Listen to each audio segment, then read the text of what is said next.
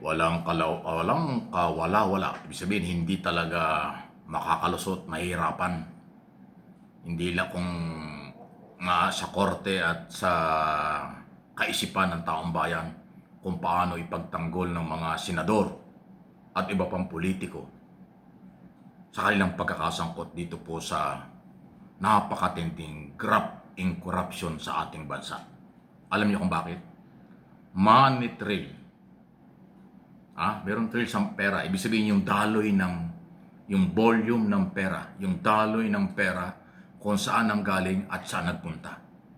Monitor po ng Anti-Money Laundering Council at nakarating lahat ito sa ICI at papunta ng Ombudsman. Yung iba nandoon na, yung iba papunta pa. Wala pong maitatago. Saan winidraw ang pera, saan dinala ang pera, sino nagpartihan, kaninong mga account napunta. Kitang-kita po sa record ng Anti-Money Laundering Council at ng Bangko Sentral ng Pilipinas. Walang maitatago.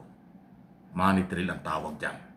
Dokumentado at alam ba ninyo na itong mga bangko ay hindi pwedeng magtago ng record sa Anti-Money Laundering Council kasi batas yan na nagbabantay ng maduduming pera o posibleng illegal na pera, yung volume ng daan-daang milyon, bilyon, or trilyon. Kaya huling-huli kayo. Kaya napakalakas ng magiging ebidensya at loob ng ICI at ng Ombudsman na mag-file ng kasong graft in corruption at plunder laban sa mga politiko. Money trail ang magiging basihan. Isipin mo, na-monitor nila yun. Akala siguro ng mga politiko, mga kontraktor, district engineer, sama-sama kayo. Hindi kayo mabubuko. Kasi ang inyong perang pinaikot at kinuha sa kaban ng bayan, hindi piso, hindi 1,000. Daan-daang milyon ang wini-withdraw nyo. Bilyong-bilyong pera ng gobyerno ang inyong pinaglaruan at pinaghati-hatian, pinagpasarapan sa buhay, pinagparti-partihan. Yan na po ang public knowledge. Pro o anti-government naniniwala, kinurap ang pera ng mamamayan na pag-aari ng Pilipino. At dahil dyan, gumalaw ang buong gobyerno. Whole of government approach, including AMLA, Central Bank. Lahat ng mga bangko, winidruhan, pinagdepositohan ng pera, yan po ay kontrolado ng Central Bank at ng AMLA. Wala silang pwedeng itago dyan dokumento. Kaya yung paper trail na tinatawag ay na-trace nila. Saan ang galing, inuulit ko, saan winidraw at saan account napunta. Kaya buhay na buhay, sabit. Hindi nyo pwedeng gamitin dyan ang bank secrecy law, yung pagbibigay ng proteksyon sa mga private account. Pag pera ng taong bayan ang involved, mangingibabaw ang batas. Ang kapangyarihan ng AMLA na silipin kayo.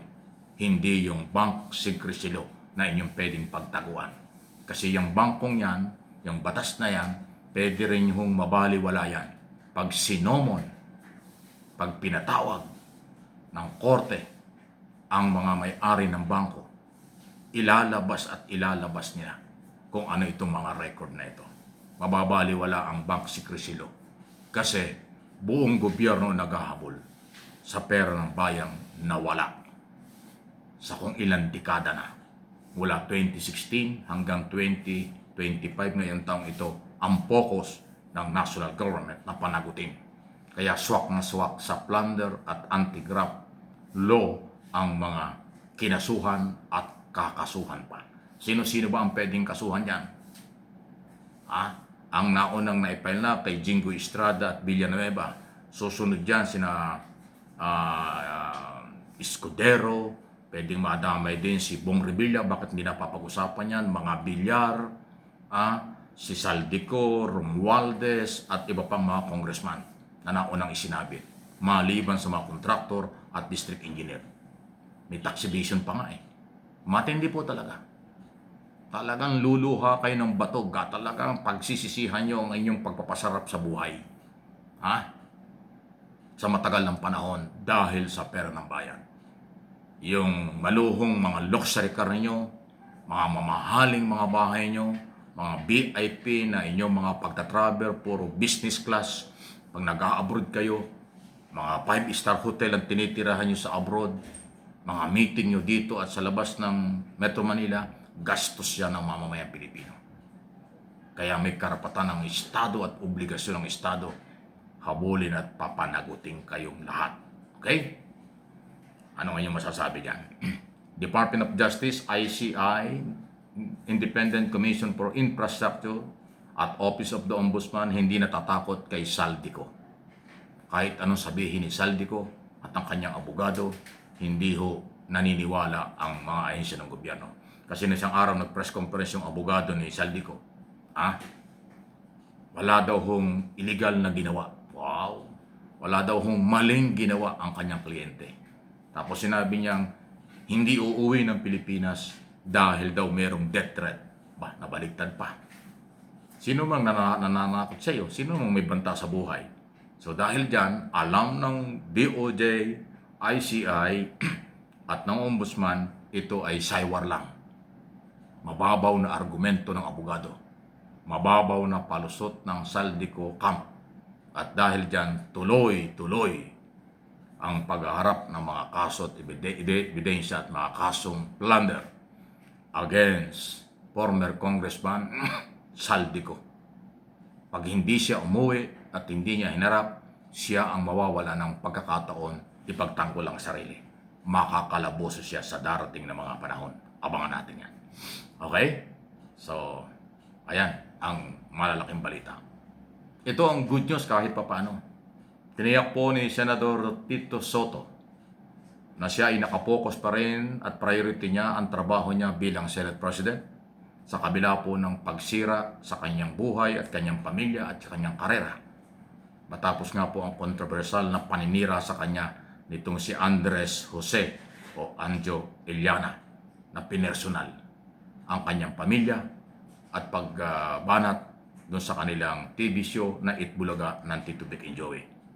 Pero sa kabila ng masakit na nangyari niya dahil pinersonal, sinira ang kanyang pamilya, nakapokus pa rin siya. At hindi daw siya aalis, hindi siya magre-resign.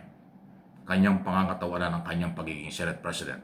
Kung yung mga gunita doon sa isang nag-viral na video galing kay Andres Jose Iliana, kanyang pinagre-resign si Tito Soto. Mag-resign ka na, Senador, dahil i-expose ko ang iyong mga tinatago. Yan ang mga banat niya.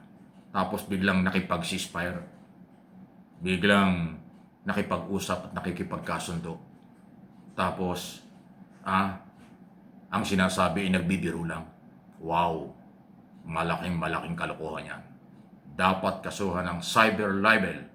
Dapat bigyan ng leksyon para hindi pamarisan o tularan itong si Andres Jose Iliana o mas kilalang si Anjo. Dahil yung kanyang sinirang pamilya, matatag na pamilya sa show business at politika. Kaya hindi pwedeng ganun lang yon. Ganun pa man, focus pa rin sa trabaho. Si Tito Soto ang ating Senate President sa kasalukuyan. Any comment, reaction? Malaya po kayo.